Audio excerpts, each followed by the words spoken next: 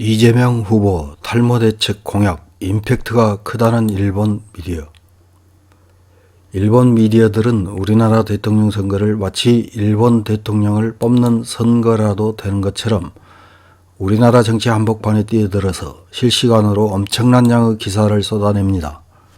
일본 미디어들이 이렇게 적극적으로 타국 정치판에 뛰어들어서 대량으로 기사를 쏟아내는 이유는 자국의 자유롭지 못한 취재활동의 반작용이라고도 할 수 있을 것입니다.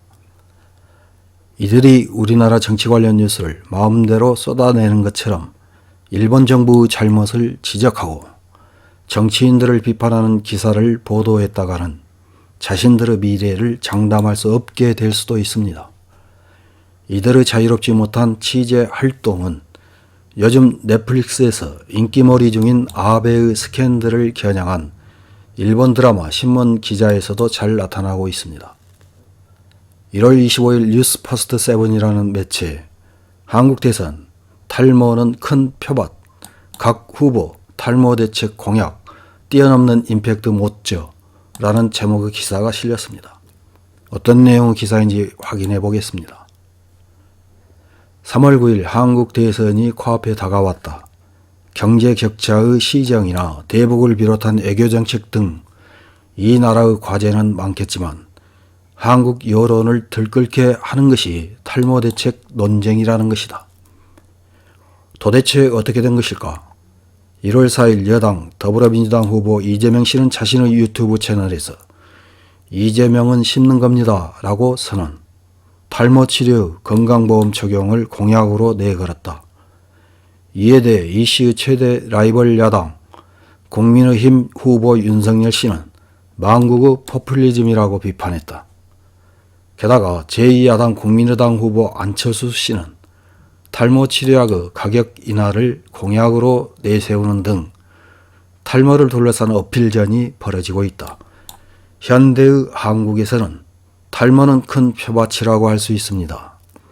그렇게 지적하는 것은 코리아 리포트 편집장인 변진일 씨다. 이 공약은 실로 교묘합니다. 이번 대선은 전대미문의 대접전이라고 알려져 있으며 시소게임과 같은 지지율은 윤 씨가 이 씨에게 불과 2포인트 정도 리드할 뿐. 한국의 유권자가 약 3,300만 명으로 이 씨는 그 2%인 약 66만 표를 늘리면 승리하는 셈입니다. 현재 한국 전 인구 5분의 1에 해당하는 약 1,000만 명이 탈모로 고민하고 있다고 합니다. 그것은 탈모가 큰 표밭인 것입니다. 치열한 경쟁 속에서 이 씨는 맛있는 표밭을 발견하게 된 것 아니냐. 얼핏 보면 기상천외한 공약이지만 이 씨가 선거 슬로건으로 내세우고 있는 작지만 확실한 행복에 부합합니다. 한국 건강보험의 연간 예산은 약 7조 엔. 반면 작년 1년간 탈모 치료 규모는 약 100억 엔이었습니다. 그 치라를 보험으로 커버한다는 것이므로 예산의 전망은 서 있을 것입니다. 이 씨는 자신의 계책이 주요했다고 생각할 것이고 다른 후보가 이것을 뛰어넘는 임팩트를 내지 못하고 있습니다. 이에 윤 씨도 새로운 공약을 잇따라 발표. 여성이 아이를 낳으면 1년간 한 명당 월액 약 10만 엔을 지급하는 아동수당과 한국군 병사의 월급을 약 19만 엔으로 인상하는 안을 내놓았다. 징병된 병사의 월급을 현재의 약 6만 엔에서 3배 이상으로 인상한다는 것이다. 다만 이에 대해서는 도대체 재원은 어떻게 할 것인가?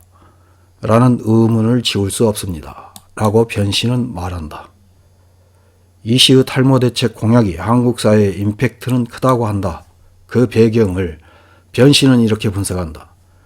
한국에서는 탈모가 취업이나 맞선에 영향을 준다고 하며 많은 사람들이 머리에 매우 신경을 쓴다. 그런 가운데 20, 30대의 젊은 세대에서는 높은 실업률과 코로나의 영향으로 스트레스로 인한 탈모가 늘어나고 있다고 합니다. 미래를 비관해 헬코리아라는 말이 유행했는데 그런 젊은 유권자에게는 매력적인 공약으로 비칠지도 모릅니다. 이런 기사를 읽은 일본 네티즌들은 어떤 댓글을 달았는지 몇 개 확인해보고 마치겠습니다. 첫 번째 댓글입니다. 매우 구체적인 정책이군요. 나라의 리더를 결정하는 선거에서의 공약으로서는 우선순위도 중요성도 가벼운 것은 누구나 알 수 있습니다. 그러나 이 민족이 사물을 객관적으로 파악하지 않는다는 특징은 나오고 있네요. 다음 댓글입니다. 처음에는 농담인 줄 알았다. 실업 등의 사회적 불안이 원인으로 탈모가 되는 젊은이가 많다면 보통은 그 근본 원인인 사회적 불안을 없애는 시책을 강구할 것이다. 만약 이런 공약을 미국 대통령 선거에서 후보자가 내세웠다고 생각하면 웃음이 멈추지 않는다. 한국이라면 어쩔 수 없다. 다음 댓글입니다. 탈모 대책 공약이라고 처음에는 농담인가 생각했지만 정말이었군요. 고민하고 있는 사람은 많다고 생각합니다만 대통령 공약에 탈모 대책을 넣는 것입니까?